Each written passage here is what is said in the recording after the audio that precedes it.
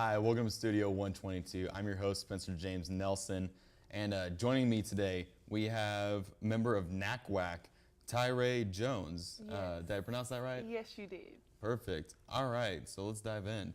Tell us a little bit about yourself and what exactly is NACWC?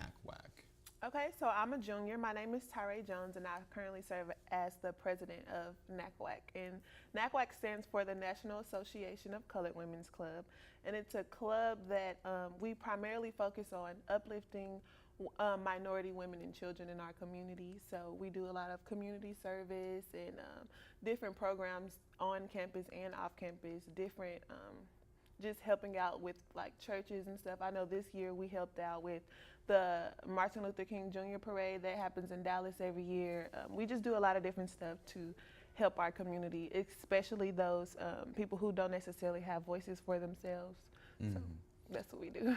All right, and then how long has NACWC been on the campus of Texas A&M Commerce? Okay, so next October we'll actually be 20 years old. Oh, hey, all right.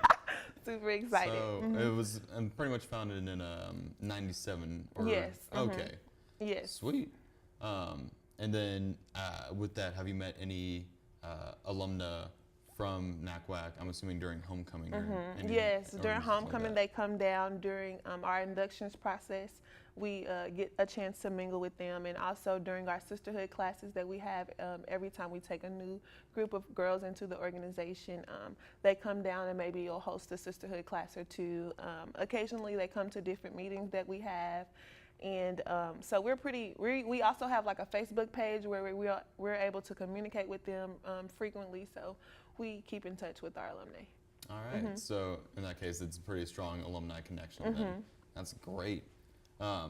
So what is a typical week like for NACWC members, or can you walk me through a typical week? Ooh, it's serious, that's for sure. Well, on top of everyday activities, like going to class and homework and everything like that, depending on what we have going that week. So typically every Monday at 6 o'clock we have a meeting, regardless of what's going on with the week or whatever. Every Monday at 6 we have a meeting, and they usually last between an hour and a half, just for us to talk about whatever it is that we have coming up, different things that are happening in our community, just trying to plan for different activities that we want to do on campus, off campus, anything that comes up. Monday is when we handle our business. And then throughout the remainder of the week, if we have an event, we'll do that.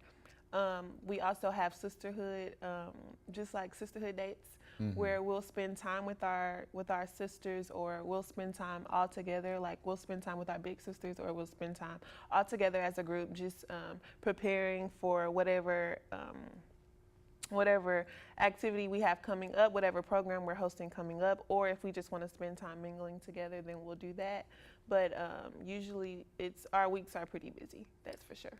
And you mentioned something about big sisters. Is there any sort of like mentor position in the NACWC organization? So typically, once you've been in our organization for a year, you're automatically going to assume the position of a mentor, because once you're you have a mentor, and then once you've been under their wing for a while, it's assumed that you know the ropes. So you'll be responsible for helping the next, group of girls get in and get focused and help them, pass their tests and everything like that. I think I remember my big sister when I got in, who was actually president before me. She gave me note cards and gifts just to help me pass my tests that we were going to have. So that was fun. It's a really cool thing. Right. If you're just now joining us, my name is Spencer James Nelson. I'm the host for 122, and here I have with me Tyrae Jones, president, right, of NACWC. So in that case, what is it like being president? Oh, I mean, just like being a president of any organization, it comes with a ton of responsibility. It can be stressful at times, but nonetheless, I love my position. I love my organization. And so it's a love-hate thing, to say the least. So with the organization, do y'all have any sort of exterior, I guess, functions with anybody else? Do you like mixed with any other student organization on campus? Yes, we do. We actually have a brother organization, which is Camo. I don't know if you heard of them, but they're our brothers. Yes. We also try to mingle with different organizations on campus whenever we're doing any type of event, anything that we do. We like to get other people involved just to raise awareness about who we are and kind of just make those genuine connections and friendships, just to, you scratch my back, I scratch yours type thing. Like, if you need help, I'll help you, type thing like that. So we love partnering up with whatever organization on campus that wants to help us meet our goals, or if we can help them meet their goals, we'll totally be down to do that. All right. Speaking of events, y'all's organization hosted an event titled Blackout this past week. Yes, we did. What was that all about, and also what was the purpose behind it?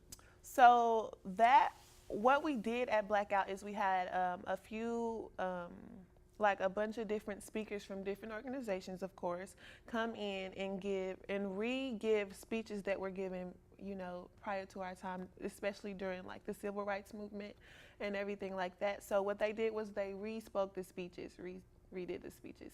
And we had speeches from people like Dr. Martin Luther King.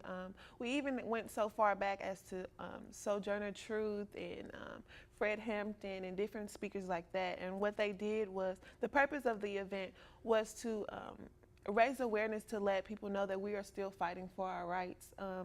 As minority people, we are still fighting to be regarded as equal in the community, and the words that were spoken way back then are still relevant and prevalent today. And so we wanted to re-give those speeches just to make sure that people understood. We had different things, like different topics like feminism and a plethora of different things. We also had people come in and sing.